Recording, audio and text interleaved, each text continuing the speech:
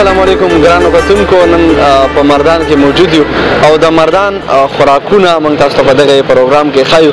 نو نن په مردان کې نننی خوراک چې کوم دغه سجي دی، نو سجي امید دی تاسو دغه نوم اورېدلی وي، خو دغه سجي تیاریږي څنګه، دغه سجي دی څه شی او دا په څومره ټایم کې تیاریږي، د دې دپاره څه څیزونه پکار دي، نو دغه ټول به موږ تاسو ته ښیو.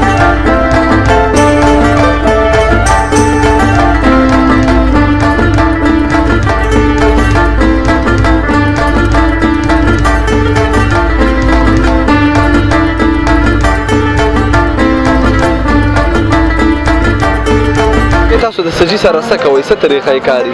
دا اول مساله کو هغې نه بعد یې بیا سیخانو کې وتړو، بیا یې دلته کې بره دغه کې پاخه کړو، برنګېټۍ باندې پاخه دلته چې نارمل پاخه شي بیا یې لاندې کوز کړو، لاندې بیا هلته کې پاخه برابرېږي. د دې په دې پخلي کې څومره ټایم لګي؟ حالي تقریبا 1.5 2 غنټې ټایم لري، 2 غنټې. او دې له مساله تاسو څه ټایم کې ورکوئ؟ دې مساله ورکو بیا پلیزر کې کېږدو، ساعت ټایم کې مساله ورکوو. کم قسم مساله ده کتونکو سره شریکه کوي چې دې له اول موږ دا مساله ورکو دا ورکو دا، نو که هغې چېرته ځان له تیاروي نو چې په اسانه طریقه تیاروي؟ دې خو خپله مساله موږ ساده وو، هغې باندې ډېره خرچه راځي، هغې کې ډېرې ایټمې دي. لکه په مثلا کمې دې کې زیره، سپیرکۍ او تور مچې او لاچي ده پکې، غټ مرچ دي پکې، ډېرې ایټمې دي، ډېرې زیاتې ایټمې دي.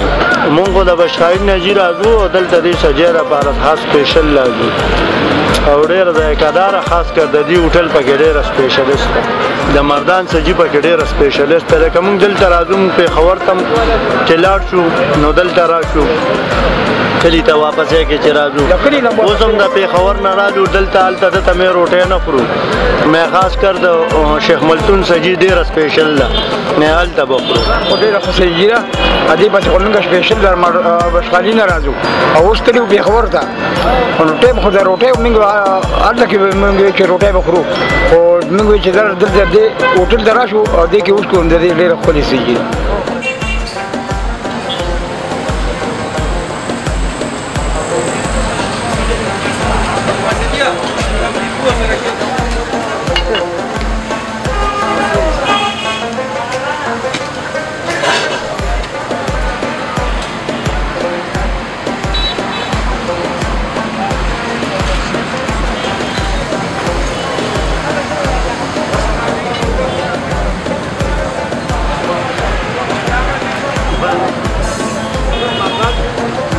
د مردان سجي چې وا دا اول تاج محمد نوم هلکو، دا ایډیا د زما په خیال بلوچستان نه راوړی و که بل ځای نه راوړی وه.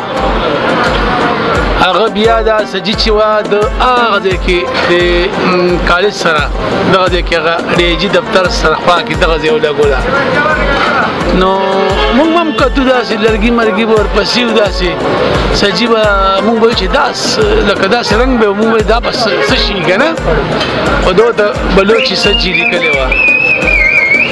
د هغه ځای نه چې دی راغو نو بیا ورته دې ځای کې مونږ د کمپلیکس ته مخامخ دغه دوکان یو دوکان هغه کو او د دې ځای نه د سجي پراپر آغاز چې دی د دې ځای نه وشو.